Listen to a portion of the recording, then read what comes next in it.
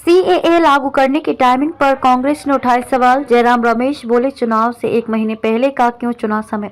4 साल बाद केंद्र सरकार ने सोमवार शाम को विवादास्पद नागरिकता संशोधन अधिनियम सीएए के लिए एक अधिसूचना जारी की है। ये 2024 के लोकसभा चुनाव के कुछ हफ्ते पहले ही लागू की गई है। विपक्षी राजनेताओं के विरोध के बीच दिसंबर 2019 में संसद द्वारा सीएए को पहले ही मंजूरी दे दी गई थी। सरकार द्वारा जारी की गई अधिसूचना के अनुसार 31 दिसंबर 2014 से पहले धार्मिक उत्पीड़न के कारण भारत आए थे उन्हें केंद्र सरकार बांग्लादेश, पाकिस्तान और अफगानिस्तान से आए गैर मुस्लिम प्रवासियों को नागरिकता दे सकती है।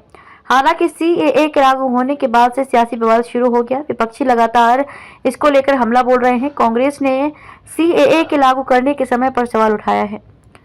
सीएए नियम लाने में 4 साल और 3 महीने लगे। कांग्रेस नेता जयराम रमेश ने कहा कि भाजपा को सीएए नियम लाने में 4 साल और 3 महीने लग गए। ये एक हेडलाइन मैनेजमेंट है। उन्होंने इसे सामाजिक ध्रुवीकरण की रणनीति बताई। समाचार एजेंसी एएनआई से बात करते हुए जयराम रमेश ने कहा कि इस नियम को लाने में उन्हें 4 साल और 3 महीने लगे। विधेयक दिसंबर 2019 में पारित किया गया था। 3-6 महीने के अंदर कानून बन जाना चाहिए था। ये सिर्फ ध्रुवीकरण के लिए है। कांग्रेस नेता ने आगे कहा कि मोदी सरकार ने सुप्रीम कोर्ट से 9 एक्सटेंशन मांगे और कल रात नियमों को अधिसूचित करने से पहले 4 साल और 3 महीने का समय लिया। ये सिर्फ ध्रुवीकरण के लिए है। बंगाल और असम में चुनावों को प्रभावित करने के लिए अगर वे इसे ईमानदारी से कर रहे थे तो वे इसे 2020 में क्यों नहीं लाए।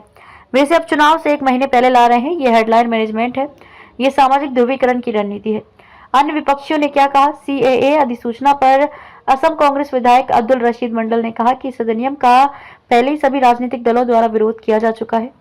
संसद के अंदर और उसके बाहर ये पूरी तरह से भेदभावपूर्ण अधिनियम और असंवैधानिक है, क्योंकि सरकार धर्म के आधार पर नागरिकता देने की कोशिश कर रही है, जो भारतीय संविधान के प्रावधानों के तहत स्वीकार नहीं है। इसका पूरे देश के साथ साथ असम में भी विरोध हुआ है। वारिस पठान ने कहा, क्रोनोलॉजी समझिए। सीएए नोटिफिकेशन पर एआईएमआईएम के राष्ट्रीय प्रवक्ता वारिस पठान ने कहा कि क्रोनोलॉजी समझिए, समय देखिए। तारीखों का ऐलान होने वाला है। 2024 में लोकसभा चुनाव होने वाले हैं और सरकार अचानक इसे अधिसूचित करने के बारे में सोचती है। 5 साल तक सरकार क्या कर रही थी, इसे पहले क्यों नहीं लाया गया। इसलिए हम कहते हैं कि सरकार चुनाव से पहले ध्रुवीकरण करने की कोशिश कर रही है।